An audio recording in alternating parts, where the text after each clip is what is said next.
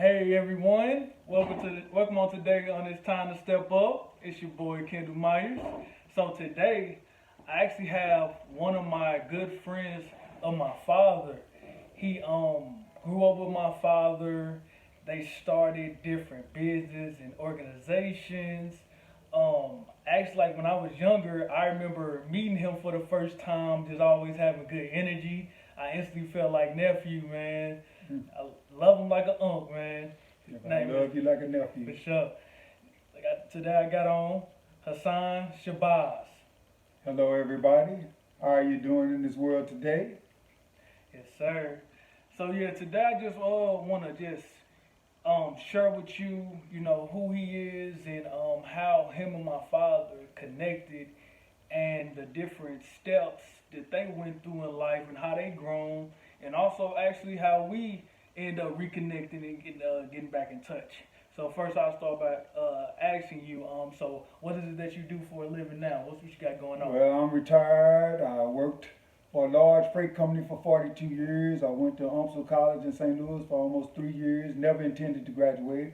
I just chose that as a vehicle to get out the streets, get some discipline about myself, learn the rules and principles of business, and how to research like an attorney, because I plan to start an entertainment corporation for myself back in the late 70s that I did, and pioneered my own record company and music label in St. Louis for almost 25 years. Awesome. And over the course of that time, his father, Robert Myers, who we call Boogie Bob, and we were associated in business together with the music label, but we had an association in St. Louis even before then, because St. Louis is a small world, and most people in St. Louis knew one another, or you knew somebody that knew somebody you knew. And there was a thing in St. Louis about the high schools. What high school did you go to? Because we knew what neighborhood you came from by your high school. And that was a big thing in St. Louis and still is today. Yes, sir. So how was it growing up with my father? How did y'all meet? Well, growing up in St. Louis, is we were fortunate. His dad and I, we grew up at a time when that village that raised a kid was in black society and in communities across America.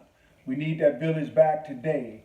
But back in that time, coming out of the 60s, coming into the 70s, you lived in different communities and neighborhoods, and everybody knew one another. Everybody watched out for one another. We took care of little kids. We wasn't into the deep drug scene and using all these hellacious drugs that have destroyed people. And we didn't have a lot of the gang violence and things like that. Yeah, you had faults, but you brushed it off. You befriended a person and you went on. And, it seemed like everybody knew everybody. And it was like a party scene that came out of high school and evolved on a college circuit that was more of a party scene there in St. Louis.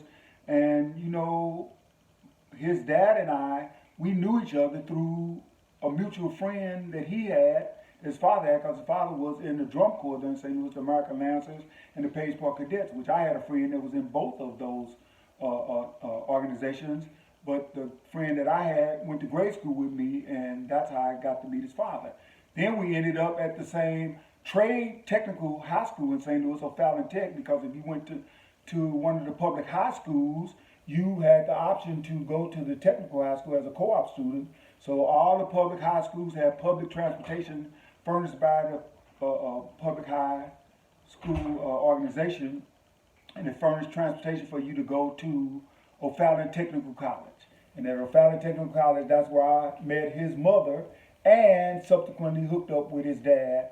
And we just grew out a friendship from there. And then in growing up over time, we would meet at parties, we would meet at dances, we would meet at Steinberg skating rink, wherever black people met in St. Louis on the entertainment circuit. You was out there and you knew somebody that knew somebody, and somebody knew somebody that knew you or knew the people that you knew. And it was just a rich blend of coming together of people and life and lifestyles at that time.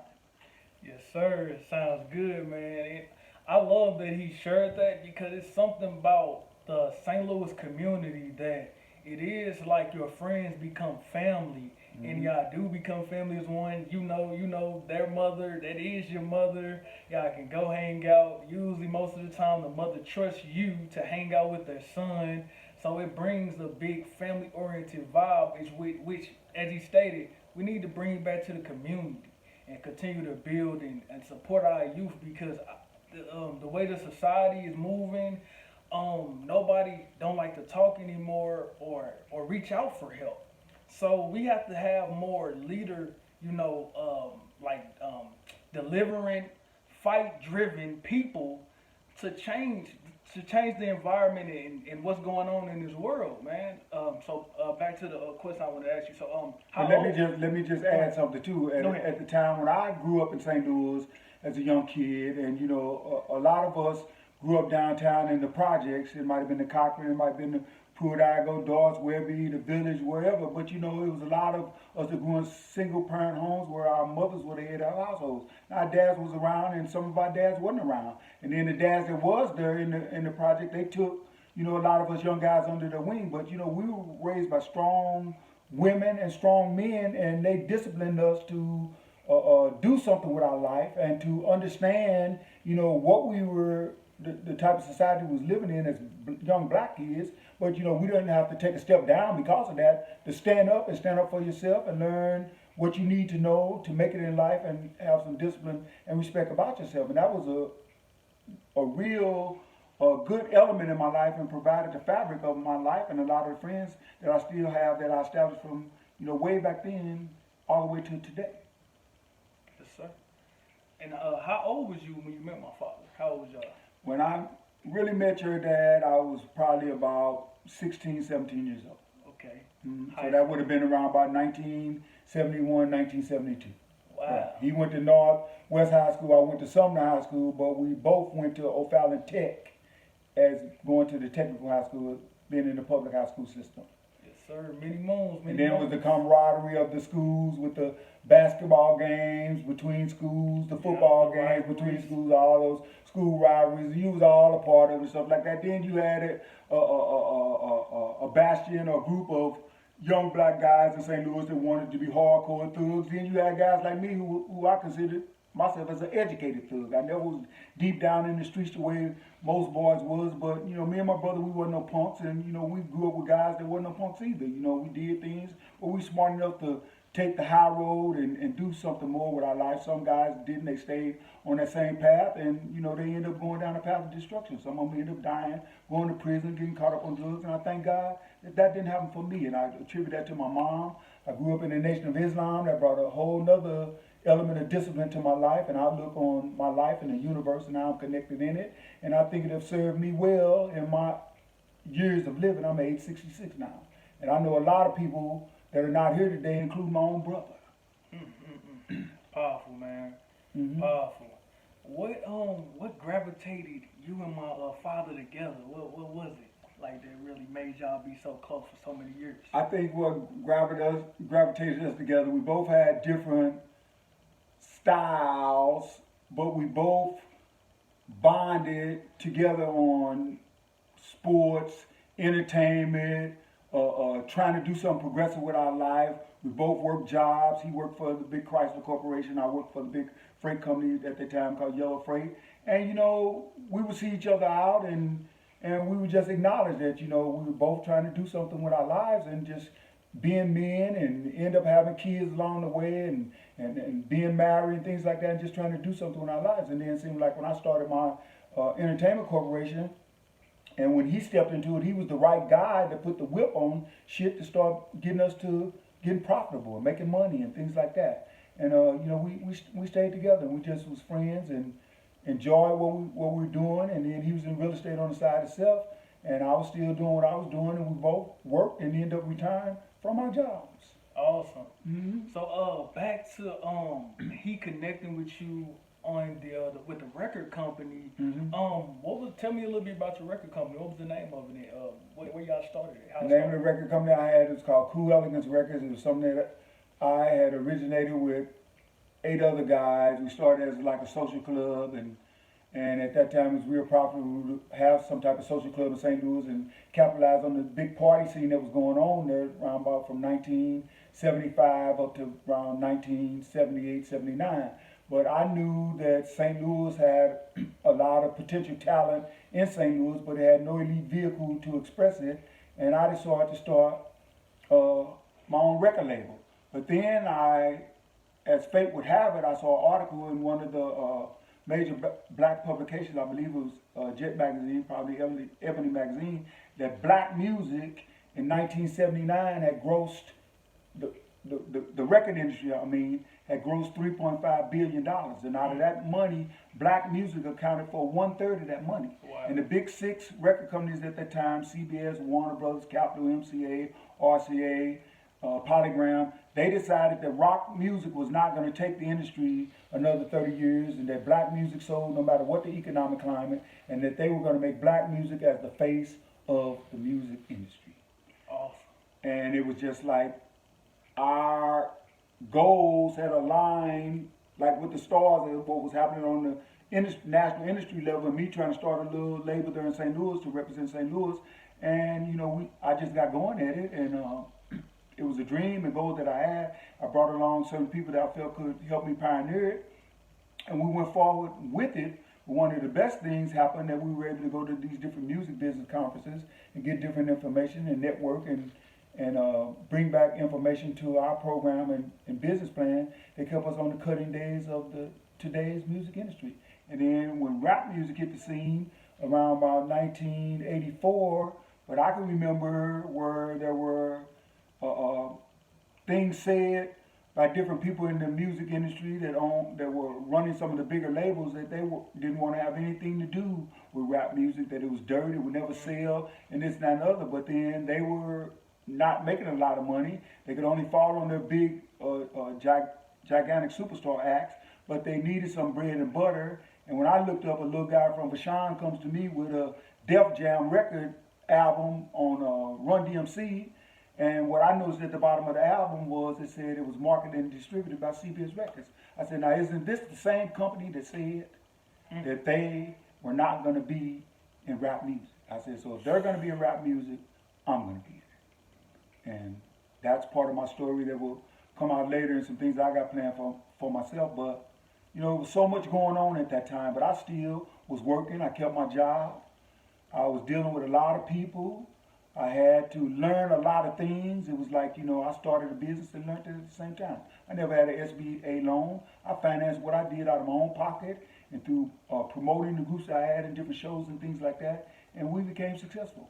And God was with me, and I kept going forward and forward and forward. I'm the person that brought the attention to St. Louis by all the different major labels that got guys like Nelly signed. I'm the guy that stood up for St. Louis back in the day, and I got the brains and intellect to go with it. And a lot of times I was on the national scene in places like New York, LA, and people would come to me thinking that I was from New York and LA, but I let them know, no, I'm from St. Louis, a place where you don't give black guys like me credit for having intellect.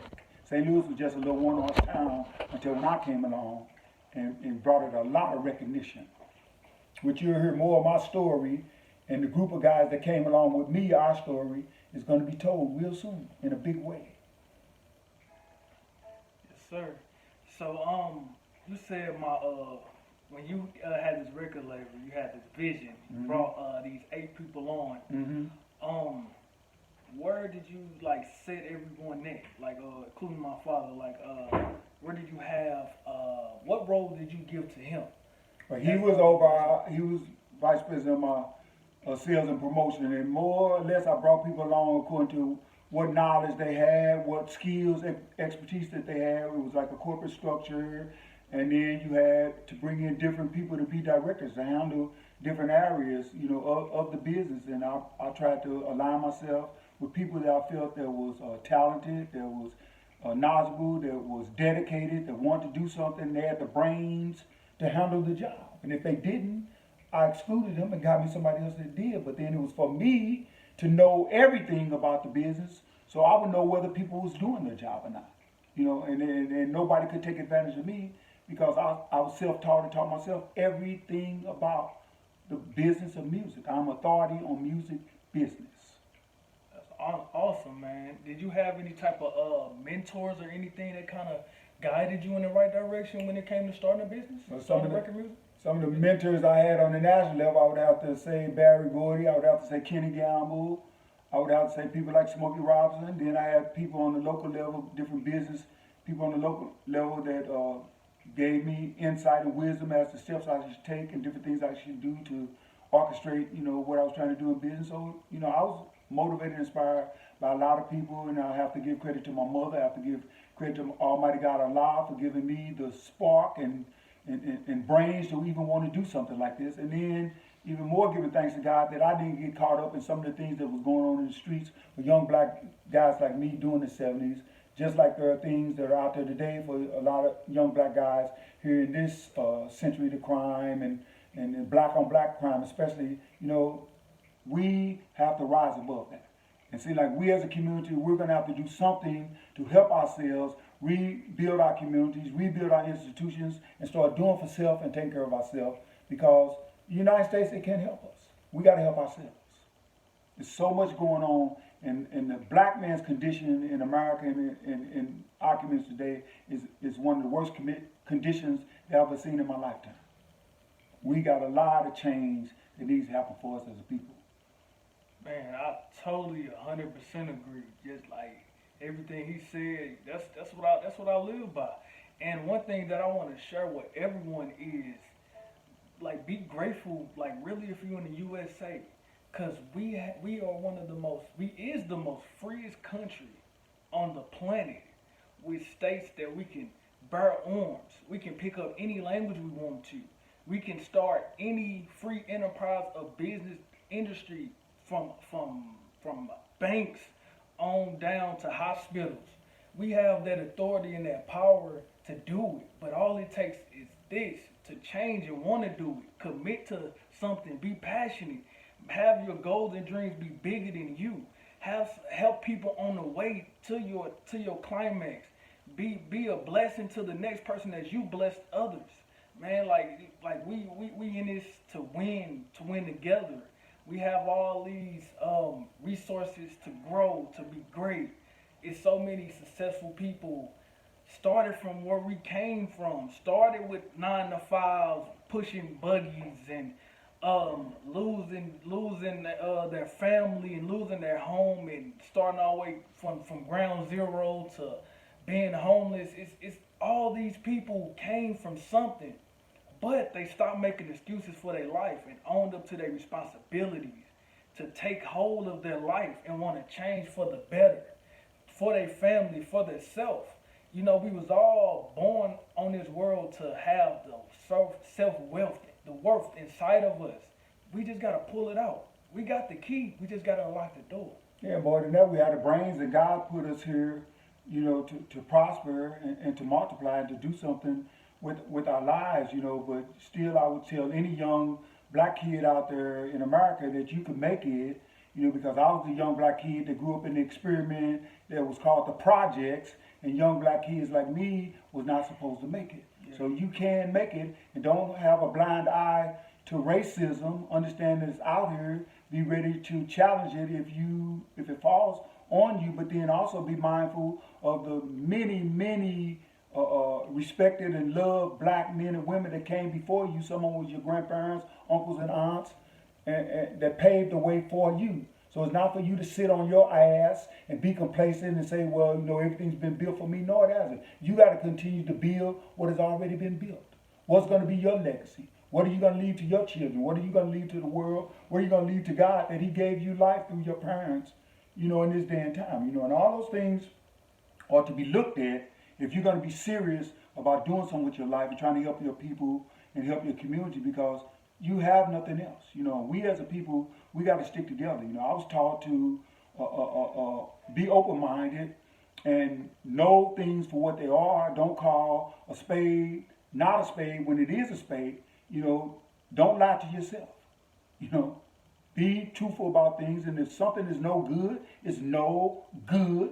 Let it go, move on to something else. But don't let that bad experience stop you, because just remember, there's things to learn in the bad as well as the good. And you want to know them both. So when the bad comes around again, you won't fall in that pitfall again. You know how to overcome that with the wisdom that you gain from that experience. It's things to know in everything. Life is good, and you can be prosperous. Don't be selfish. Share what you have. And don't be sitting on your butt talking about that you know something. The thing of it is what will you do with it? You know, I hear people, they praise Martin Luther King, and that's fine. I love Martin Luther King. He did a lot. But then what are you doing? You know, what are you going to take a stand for? Martin Luther King took a stand for a lot. He died for a lot. What will you die for? You know, to ask yourself that. You know, it's beautiful to see the Black Lives Matter movement out there. A whole new generation of black kids and white kids of standing up for themselves and to be treated fair and right in this country. But then look back. When Martin Luther King was out there, there were white people standing with him. Jews were standing with him. You know, the whole hippie culture that came out of the 60s, they stood with Martin Luther King against poverty, against the war, against racism, against bigotry, all these things. And they're still out there in other formats. New actors are carrying the torch of white nationalism and white privilege and all that, but you can't let it stop you. The fight is here. The fight is today. You got to set some goals for yourself and want to be a man or a woman in life. And that's just the way it is. Hey man, brother. Hey, that was a mouthful, bro. That was a mouthful, man. That's what it's all about. So I'm gonna ask a couple more questions, then I'm gonna wrap it up. So what was one of the greatest moments that you had with my father? I think one of the greatest moments that I had with your dad, and we were trying to make some money, and we had decided that it was time to take some of the groups that we had on a different level. And at that time, over in the old Gaslight Square part of St. Louis, it was a lounge they called the Prestige Lounge. It was owned by this guy named Lou Bonds. And it was getting close to New Year's Eve. We had this real nice band and a real nice young singer group. So we wanted to get our groups showcased at that club on the New Year's Eve night festivities that they were having there, because we knew the exposure was going to be so great. You had all who's who of St. Louis and who's who at the affluency of St. Louis was going to be there at the club. So to have our two groups perform there that night, the exposure just was going to be so awesome. So one of the groups, the girl group, one of the girls took sick and we weren't able to get them on, but the other group, they did perform there and they got the exposure that we thought that they would have. And we paid them that night, and then he and I, we took our percentage as their manager himself, and his dad and his mom and I, we went over to the east side to the club, the Max over there, and we partied all that night and had a beautiful time. That was one of the most beautiful memories I have of his father, along with so many others that I have. But I remember that night we was all smiles because we had accomplished our goal, and we had the extra money, and we saw our groups get paid, and we saw them get all this exposure. And other jobs for them came from that opportunity. Awesome, beautiful, man. And I got this is a deep question. It's a really deep question. Mm-hmm. My father was alive today. Mm-hmm. What would be one of the last things that you would want to tell him and share with him? One of the things that I would want to share with him and tell him is that first I love him and loved him, and that there was so many other things that was on the horizon for us to do, and I have a real true sense of sadness for his loss. And I wish he was here, but I'm still carrying on with the spirit. Beautiful, man. And I'm here with his son, and I love his son, and any advice that I can pass on to him based on the wisdom that God has blessed me to get in my life, and maybe something I said may help some young person out there. You know, that's fine by me. You know, God gave me a lot, and I've always tried to share it. I know that I've been blessed to come as far as I've come in my life, and I hope to go even further for all the days I may have left. I'm going to do the best that I can with every day that I have. Amen to that, bro. Yeah, I just we recently just reconnected in November. Him, me, my oldest brother, and one of my cousins, we helped my mother relocate to Georgia right before I did. And we got a chance to catch back up. Like I said, when I first met him, I was a child. So now he's seen me as a grown young man. Mm-hmm. You know, we able to Proud have of you too. thank you, brother. Thank you. Just able to have real abundance of conversations, laughter, and good. We rode down to Georgia smiling, and he did share so many things that I didn't know about my father and him. I was just blown away. So I had to bring my uncle on to share. share his story, share who he is. And, these are the people that really inspire me to be great, to be motivated, to carry on the torch, as they pass down, and I'm trying to pass it down to the youth. I'm all about continued growth and self-growth and passing down motivational inspiration. That's what this platform is built on. And I got, so much more, content coming and so much more to do. This is just the beginning, but I came down here to pursue my passion and my drive, and this is what I'm doing. We just gotta come to a point of place and time when you get tired of the sick and tired of saying what you gonna do and just starting and doing it. One of my favorite motivational speakers, he always say, you gotta start to be great. You gotta start to get great. You just can't get great then start. You gotta start somewhere. So that's important. Just start, even if it's small steps. Just take your time. Just move forward. Don't be so enclosed where you came from, where you at now. Believe in the drive. Believe in the bigger vision and believe in yourself. And don't let nobody hold you back. And not only that, be of a mind to say prayers and ask God for thanks and ask God to help you in what you're doing. And also love your family, and I mean the broader family. Yes, you love your mother, you love your father, but love your uncles, love your aunts, love your grandparents, because it might be a prayer that was answered for you, that was prayed by your uncle, grandmother, auntie, that might have got you that scholarship or got you that one special thing that you was looking for. It may not have came of God answering a prayer to your mother or father. So be open-minded and broad-minded to understand everything that's in your life, that God put in your life, that will help you as we journey through this life. Yes, sir. I appreciate you, Uncle Shabazz. Appreciate it. Right on, my brother. Thank Much you. love to you. Had to have him on. You sure? Anytime. Hey, everybody, be great. Be blessed. It's time to step up. Thank you.